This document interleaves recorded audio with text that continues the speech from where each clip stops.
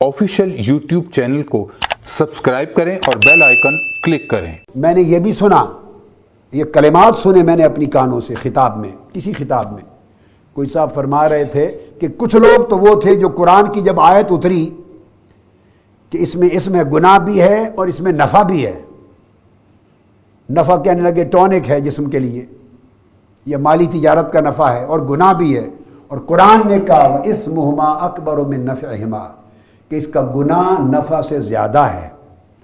تو میں نے سنا بعض صاحب فرمانے لگے کہ جب قرآن کی یہ آیت اتری تو کچھ لوگ تو قرآن کا منشا اتنی اشارے سے پا گئے، سمجھ گئے کہ جب قرآن نے کہہ دیا اسمہما اکبر من نفعہما، اس کا گناہ بڑا ہے، تو اللہ کا منشا کیا ہے؟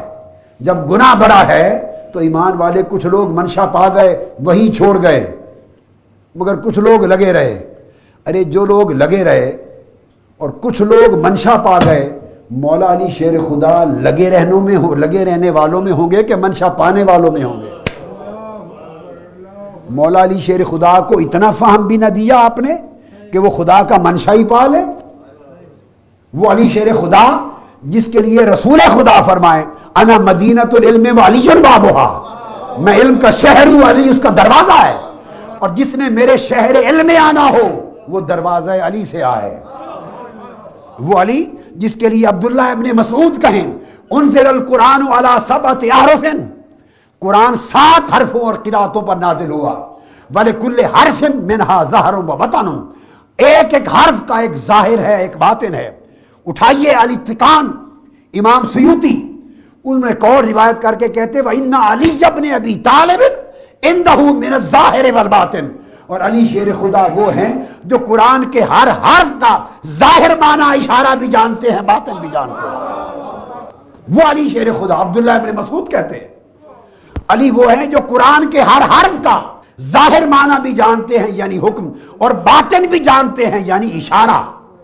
تو ارے جو لوگ اسمہما اکبر من نفعہما، جو لوگ اس سے اشارہ پا گئے تھے کہ اللہ چھڑانا چاہتا ہے، تو علی تو وہ ہیں جو اشارہ پانے والوں میں بھی سب سے بڑے ہیں، اشارہ پانے والے، تو وہ اشارہ نہ پا سکے؟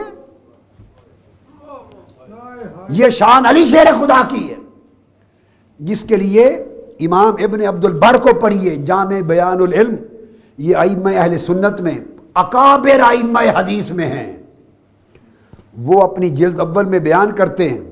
یہ جلیل القدر تابعی حضرت سعید ابن مسیب رضی اللہ تعالیٰ عنہ، جو عبداللہ ابن عباس سمیت کئی جلیل القدر صحابہ کے شاگرد ہیں، سعید ابن مسیب، اور تفسیر میں اتھارٹی ہیں، قرآن میں چند صحابہ اور حدیث میں بھی، مگر جن کا نام آ جائے تو اتھارٹی ہیں۔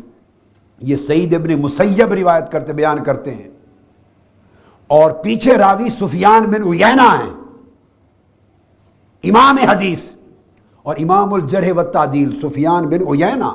آپ سند پہلے دیکھیے، سفیان بن پہلے ابراہیم بن بشار روایت کرتے ہیں، وہ حضرت امام سفیان بن عیینہ سے روایت کرتے ہیں، وہ یحییٰ بن سعید القطان سے روایت کرتے ہیں، یہ امام حدیث اور حجت ہے، ایک راوی بھی غیر ثقہ نہیں ہے۔ میں نے نام بتا دیے، 100 کتابیں اسماء و رجال کی اٹھا کے دیکھیے، ان پر تو مدار ہے، اتنے ثقہ لوگ ہیں۔ یحییٰ بن سعید، اور وہ سعید ابن مسیب سے روایت کرتے ہیں۔ حضرت سعید ابن مسیب نے کیا کہا؟ فرمایا قال ما کان احد من الناس یقول، اب جب تابعی کہے گا لوگوں میں سے کسی کی یہ شان نہ تھی کہ یہ کہے، لوگوں میں کسی کی جرت نہ تھی کہ یہ کہے، اور لوگوں میں کسی کے علم کا یہ مقام نہ تھا کہ یہ کہے، تو جب وہ یہ کہہ رہے ہیں تو کن کی بات کر رہے ہیں؟ نچلوں کی کہ اوپر والوں کی؟ صحابہ کی بات کر رہے ہیں اور تابعین کی۔ فرماتے ما کان احد من الناس یقول سلونی، جو برسر منبر دنیا سے کہے پوچھ لو مجھ سے جو پوچھنا ہے، غیر علی ابن ابی طالب، غیر علی سوائے علی ابن ابی طالب کے، یہ صرف علی ابن ابی طالب کی شان تھی کہ منبر پہ کھڑے ہو کے کہتے سلونی اما شئتم، یا مصطفیٰ کہتے تھے یا علی شیر خدا کہتے تھے صلی اللہ تعالی علیہ وآلہ وسلم، یعنی آقا کے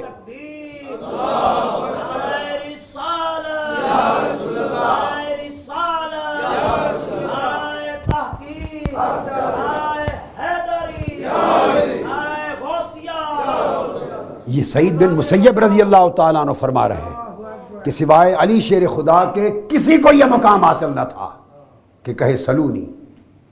یہ تو ہو گیا سلونی. اب بات ہو رہی ہے کہ قرآن کا کچھ لوگ اشارہ پا گئے.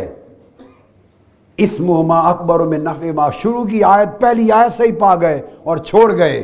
اب بتانا چاہتا ہوں کہ قرآن کا اشارہ سمجھنے والے تھے کون؟ اگر علی شیر خدا نہ تھے تو خدا کی قسم کوئی بھی نہ تھا. اگر قرآن کا اشارہ علی شیر خدا کو سمجھ نہیں آتا تو کسی اور کو سمجھ نہیں آتا. کیا بنا دیا آپ نے. آگے حضرت ابو طفیل روایت کرتے ہیں، وہب بن عبداللہ راوی، ان کے پیچھے معمر راوی ہیں. وہ فرماتے ہیں خدا کی قسم شہد تو علی جن، میں نے اپنی آنکھوں سے علی شیر خدا کو دیکھا. وہ یخطب، منبر پہ خطاب کر رہے تھے اور لوگوں کو، اور جب حضرت علی خطاب کرتے تو سامعین کون تھے؟ بولیے نا، سامعین کون تھے؟ صحابہ کرام تھے یا تابعین تھے؟ تیسرا طبقہ تو کوئی نہیں تھا. تبع تابعین نہیں تھے. تبع تابعین تو ہیں جنہوں نے تابعین کو دیکھا. جو مولا علی شیر خدا کا خطاب سن رہے ہیں وہ صحابہ تھے اور تابعین تھے. صحابہ اور تابعین کے اجتماع میں خطاب کر رہے ہیں منبر پر، اور وہ یقول سلونی. صحابہ اور تابعین سے فرما رہے ہیں پوچھو مجھ سے جو پوچھنا ہے. واللہ لا تسألونی عن شیء یکون الی یوم القیامت الی حدثتکم بہ. خدا کی قسم جو پوچھنا چاہتا ہے مجھ سے کھڑا ہو کر پوچھے، قیامت تک میں یہی کھڑے ہو کر بتا دوں گا. ابھی مضمون مکمل نہیں ہوا، میں قرآن کا اشارہ پانے کی بات کرنا چاہتا ہوں. اس کے بعد فرمایا وَاسْأَلُونِي عَنْ کتاب اللہ. اب جس نے قرآن کی نسبت پوچھنا ہے میں یہاں ہوں، قرآن کا جو سوال کرنا چاہتے ہو پوچھ لو. علی اپنی زبان سے فرما رہے ہیں کہ اللہ نے قرآن کے اشارے کا جو فہم مجھ کو دیا وہ نصیب شاید کسی اور کو ملا ہو. سلونی عن کتاب اللہ. اب اللہ کی کتاب قرآن کی نسبت جو پوچھنا ہے پوچھ لو.